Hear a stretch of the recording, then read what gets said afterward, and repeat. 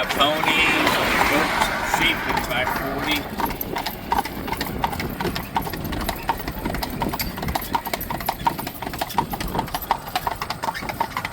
So back in the day, I worked for my uncle and my grandfather on the farm. So I was 18. Once I turned 18, I worked for my father. My father was a contractor. I worked for him for 30-some years doing construction work.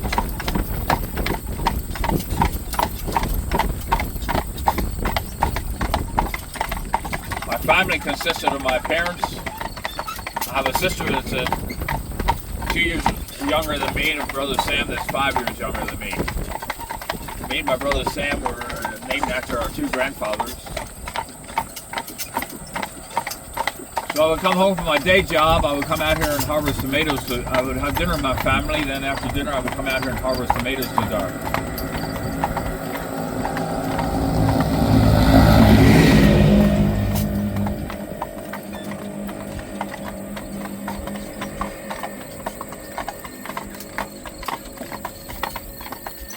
This lady was out here, she was in charge of the tomatoes. She had there was about 15 of us boys that come out here every evening to harvest tomatoes from 5 p.m. to 8 p.m. 3 hours harvesting tomatoes. And she had about 8 or 10 girls harvesting tomatoes. But this lady was a couple years older than what we were, and she already had 3 children, but boy, could she harvest tomatoes. So one evening at the dinner table, I was telling my family about this lady, how she can harvest so many tomatoes in an evening. Tomato season was June, July, August, and September. And this, I just randomly popped a question to my family about a younger sister that she might have a younger sister. So my sister Lorraine said, "Oh yeah, she has a sister Anna works with me at the craft shop at Kitchen Kettle Village." So I'm thinking to myself, I got to meet this girl. But it didn't happen just right away. It was at least 2 months later I finally met this girl at a youth gathering. I was walking across the front yard just as I was ready to step on the front porch while the front door opened up. So I walked on into the foyer, and this girl was there holding the door. And we looked at each other for a couple of minutes. And I said, "Are you Anna?" She said, "Yeah." "Are you Lorraine's brother?" I was like, "Yeah." Well, I went about my way, she went about her way. Another 2 months went by, and I finally got her address and wrote her a letter, and I said, "Hey, can we get together sometime, or go to church, or go out to eat, or hang out?" And she wrote a letter right back. "Oh, sounds good, let's get together and do something." So we started dating. We dated for 2.5 years. Finally, I took a knee and asked her for a hand in marriage. She okayed that. Her parents okayed it. We've been married for 46 years. We have 3 children and 10 grandchildren.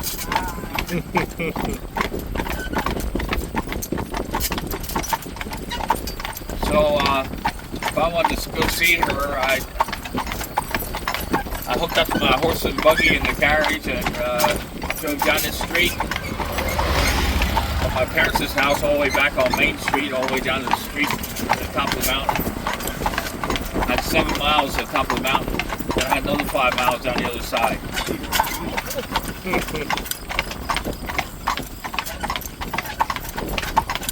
It was well worth it. So this farm on the left is going to be sold at the end of October 24th. 60-acre farm going to be sold.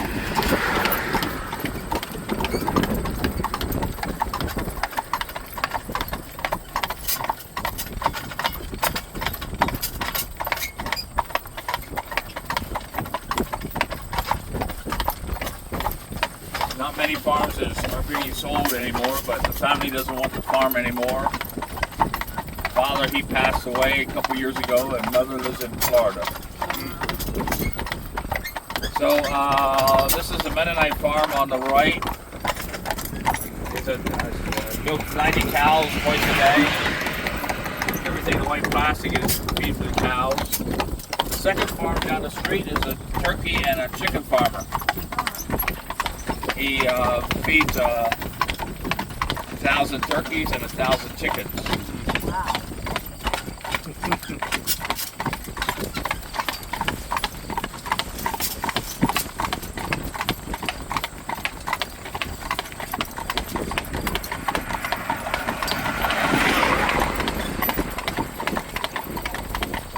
Here's a sign about the farm for sale.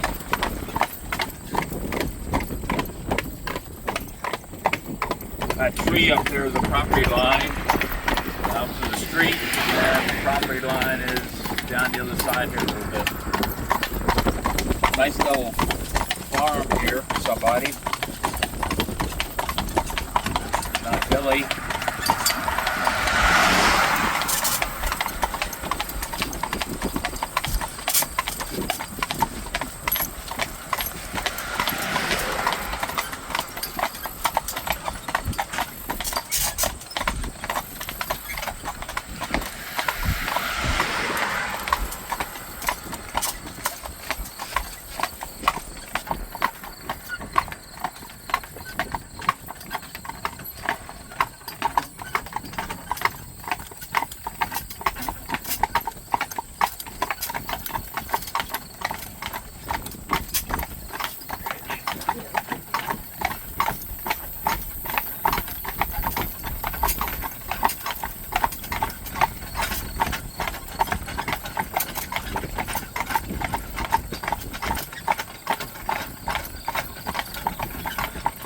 So this driveway is a property marker, and that tree out there is a property marker.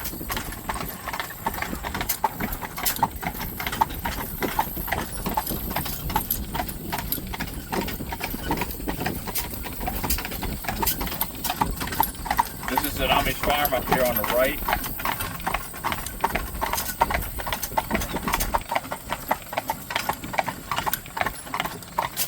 Zip lines for the laundry, they have a vegetable garden, they have the white tanks that are propane gas. We use propane gas for heating, cooking, refrigeration, water heaters, and gas lights.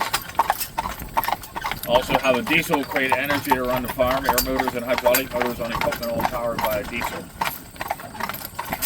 And we have solar. We use solar to energize batteries. We use batteries in our buggies for light, batteries in our house for light, batteries in our kitchen for appliances.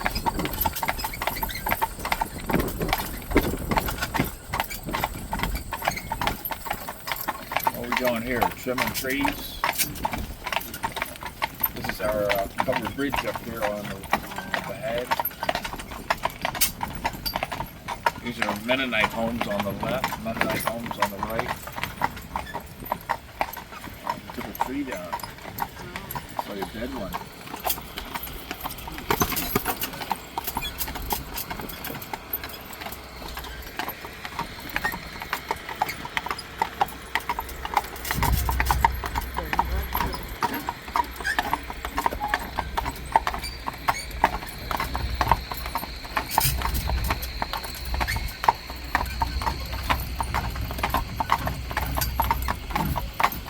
See the tree on the right, coming up right in the middle of the patio. Oh, wow. Nice yard in the back here, down by the creek.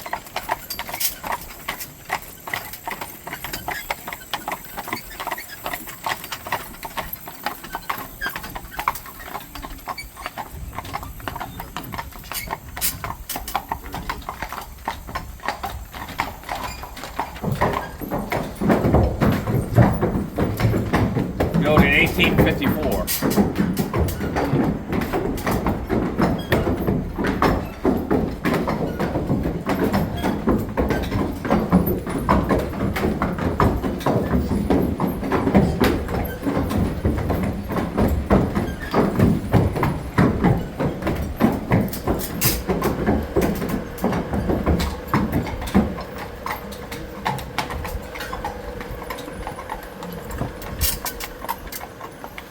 Okay, cows, where are you? No cows.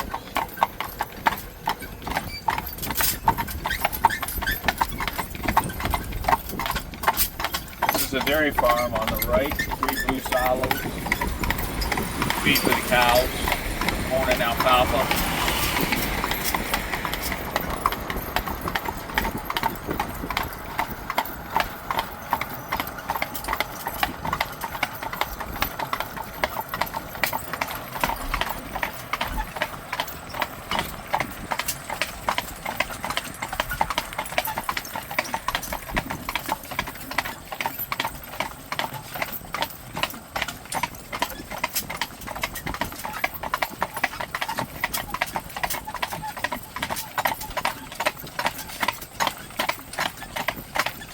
Multiple families living on the farm. Vegetable garden. Zip line for the laundry. Propane gas. Solar panels. This house up here on the left was, on the right was built in 1777.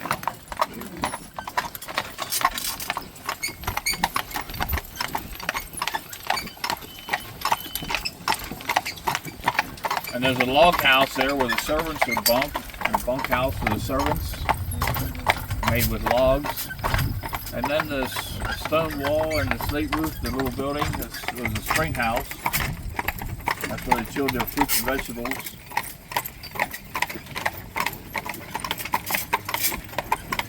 Hey, hey!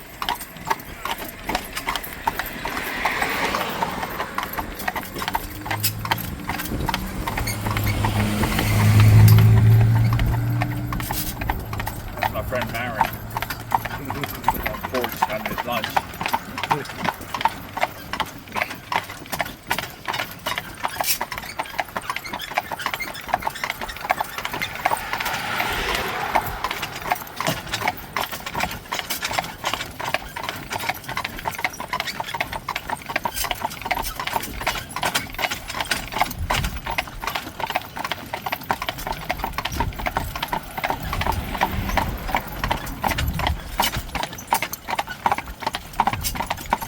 This homestead up here on the right was built in 1814.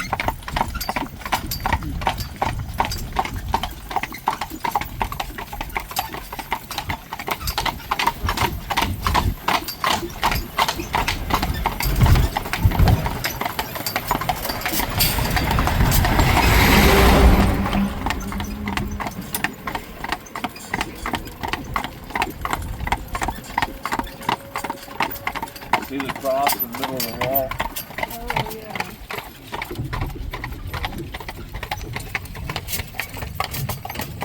So these stone walls, they're going to be there for a long time.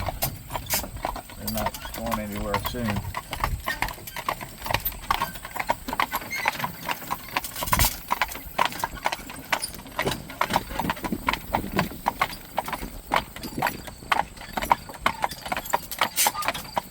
Soybeans on the left, corn up here on the right.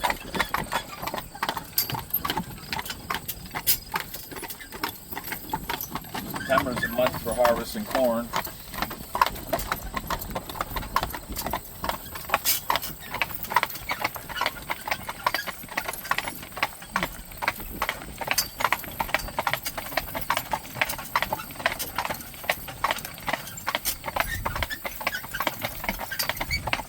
So my wife and I, we've been together for 46 years. We have 3 children and 10 grandchildren, 5 granddaughters and 5 grandsons.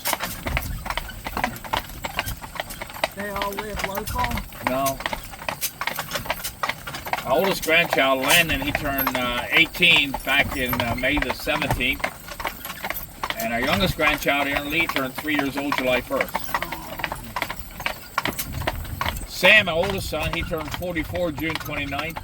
He lives out ahead of us about 12 miles on his father-in-law's farm. His father-in-law gave him a piece of land to build a house for his wife and his 3 children and a barn for his animals. Stephen, our second son, he turned 42 August the 16th. And Stephen lives to my right about 4 miles. He bought a property 12 years ago for his wife and his 4 children. And our daughter, Sadie Lynn, she lives, she has a husband and 3 children, and she lives 100 miles away in another Amish community with her husband's family and his parents.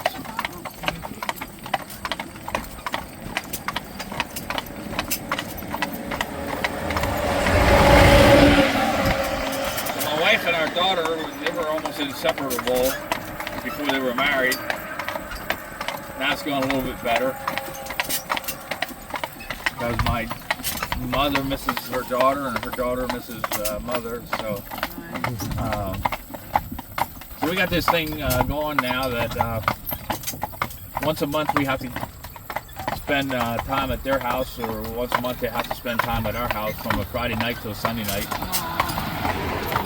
So that's going to happen this weekend. They're going to be at our house Friday night to Sunday night with the children.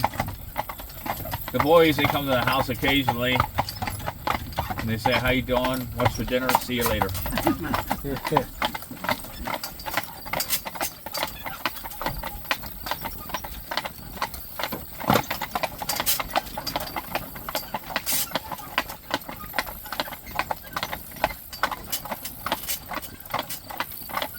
My wife, she cooks at Christmas time. She has a family at our house at Christmas time, at Thanksgiving, and at Easter time is when they do the big cooking. And then we have picnics in the summertime, random picnics for the whole family. And a couple of the grandsons are playing softball. Terrell is 12, he's playing shortstop, and Javon is 9, he's third base. There's the stone barn on the right.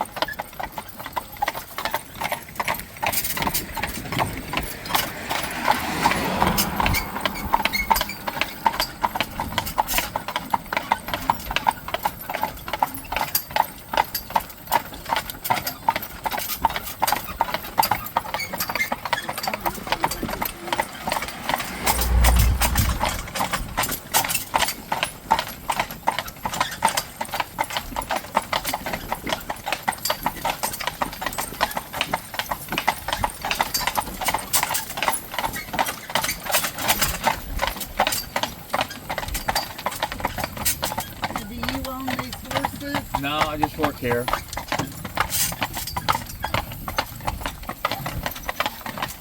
Cows on the right, mama cows and baby cows.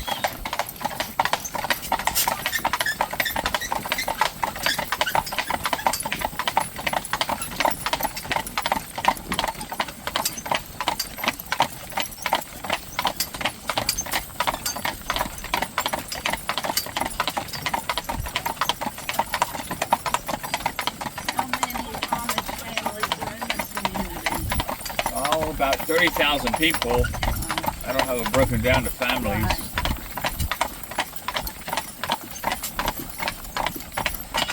Another stone barn on the right.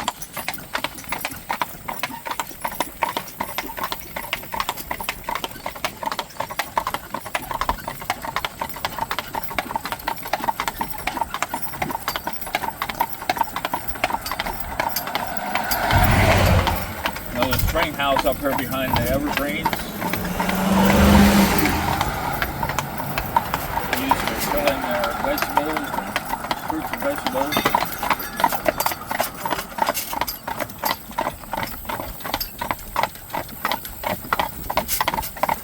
Another stone house up here on the right. Zip line to the laundry. Amish farm on the left. This is a nice property up here in the corner, the retaining wall, the steps going up to the front door. Wrap around porch.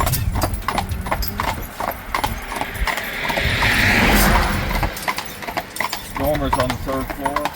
All the brickwork around the windows, the arch windows.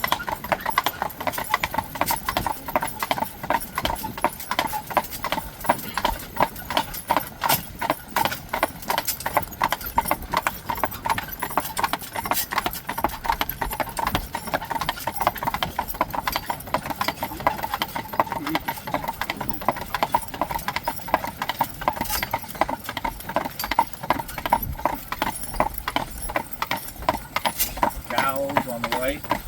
See his tree here? I just leaned it in across the fence.